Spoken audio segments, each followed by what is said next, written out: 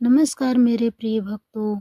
ओम नमो भगवते वासुदेवाय नमः। भगवान श्री हरि विष्णु की कृपा आप और आपके परिवार पर सदैव बनी रहे। राजा पृथु ने कहा, हे मुनि श्रेष्ठ नारद जी, आपने कार्तिक माह के व्रत में जो तुलसी की जड़ में भगवान विष्णु का निवास बताकर उस स्थान की मिट्टी की पूजा करना बतलाया है, अतः मैं भी श्री तुलसी जी के महात्म्य को सुनना चाहता हूँ। तुलसी जी कहाँ और किस प्रकार उत्पन्न हुई है, यह बताने की कृपा करे। नारद जी बोले, राजन, अब आप तुलसी जी की महत्ता तथा उनके जन्म का प्राचीन इतिहास ध्यान पूर्वक सुनिए। एक बार भगवान देव गुरु बृहस्पति और देवराज इंद्र भगवान शंकर का दर्शन करने कैलाश पर्वत की ओर चले।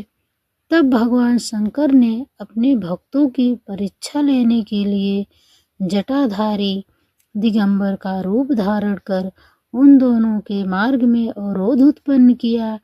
यद्यपि वह तेजस्वी, शांत, लंबी भुजा और चौड़ी छाती वाले गौर वर्ण अपने विशाल नेत्रों से युक्त तथा सिर पर जटा धारण किए वैसे ही बैठे थे, तथा उन शंकर भगवान को न पहचान कर इंद्र ने उनसे उनका नाम व धाम आदि पूछते हुए कहा कि क्या भगवान शंकर अपने स्थान पर हैं या कहीं गए हुए हैं।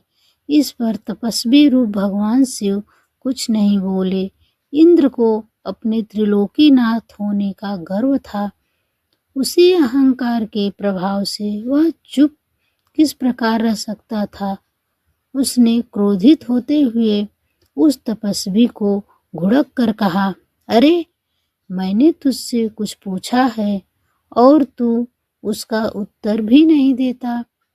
मैं अभी तुझ पर वज्र का प्रहार करता हूँ, फिर देखता हूँ कि कौन तुझ दुर्मति की रक्षा करता है।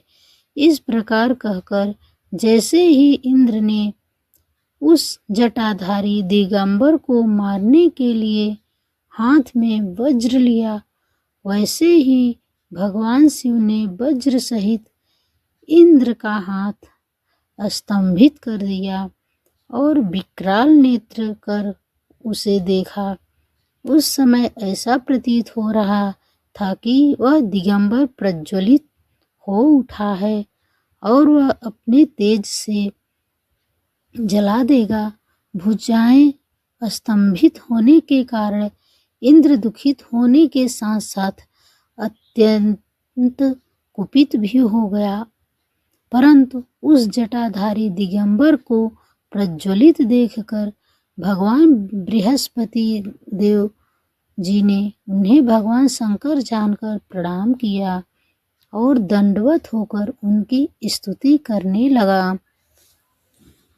भगवान बृहस्पति भगवान शंकर से कहने लगे, हे प्रभु, हे दीनानाथ, हे महादेव, आप अपने क्रोध को शांत कर लीजिए और इंद्र के इस अपराध को क्षमा कीजिए। बृहस्पति के इस वचन को सुनकर भगवान शंकर ने गंभीर वाणी में कहा, मैं अपने नेत्रों से निकाले हुए क्रोध को किस प्रकार रोकूं। तब बृहस्पति ने कहा, भगवान, आप अपना भक्त वत्सल का नाम सार्थक करते हुए अपने भक्तों पर दया कीजिए। आप अपने इस तेज को अत्यंत स्थापित कीजिए और इंद्र का उद्धार कीजिए। तब भगवान शंकर गुरु बृहस्पति से बोले, मैं तुम्हारी स्तुति से अत्यंत प्रसन्न हूँ। तुमने इंद्र को जीवन दान दिलाया है। मुझे विश्वास है कि मेरे नेत्रों की अग्नि अब इंद्र को पीड़ित नहीं करेगी।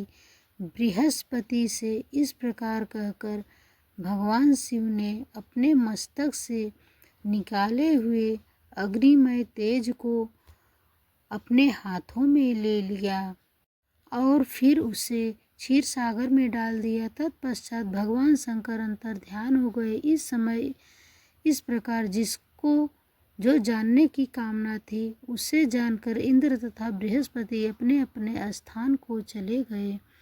अगर ये कहानी अच्छी लगी हो तो कमेंट में श्री हरि विष्णु जरूर लिखना। चैनल पर नए हो तो चैनल को सब्सक्राइब